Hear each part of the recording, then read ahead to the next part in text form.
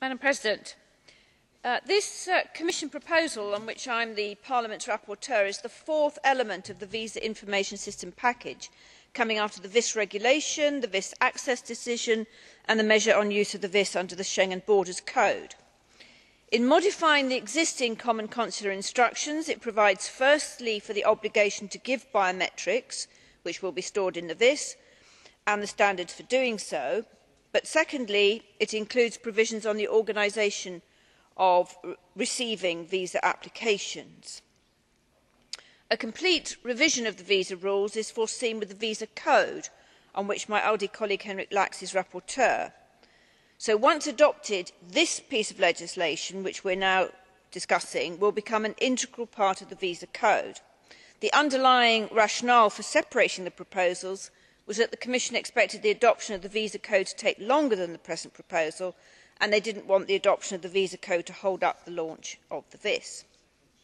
It is my understanding that the central system for the VIS will be ready by December this year and could start operating in the first region, North Africa, in early 2010.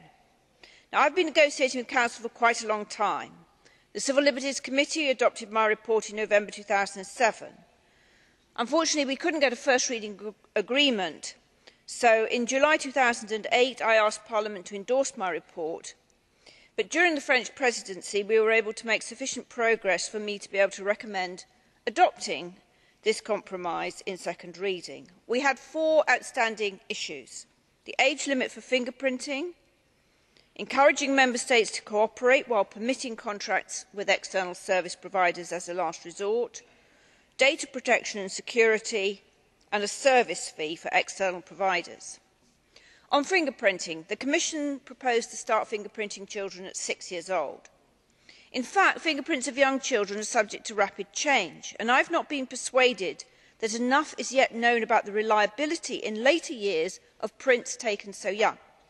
Despite many requests, I was never provided with credible substantive evidence about how fingerprints taken between 6 and 12 could be the basis for verification or identification many years later without the risk of mistakes.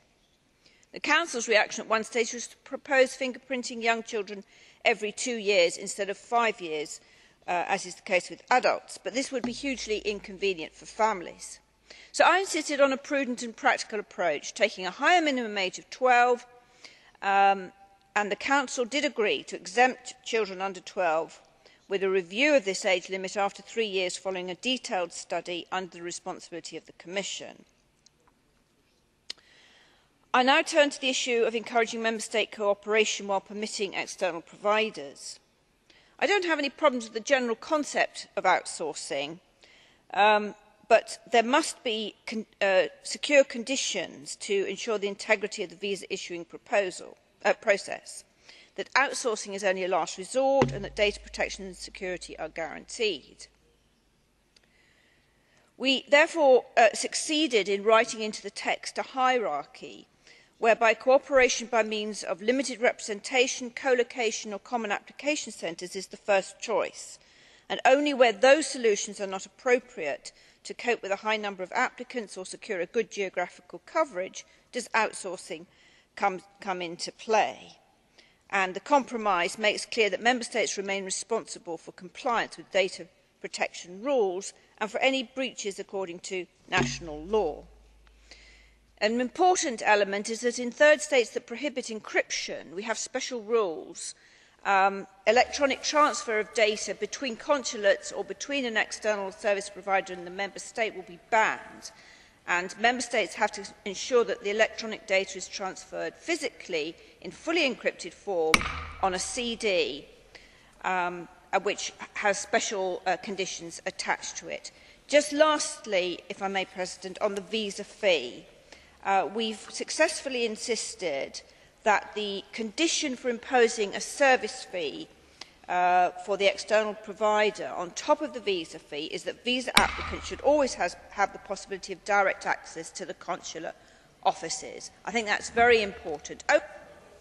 Got a reasonable deal, compromises were hard fought, and I think we made a step forward in the common visa policy. Thank you.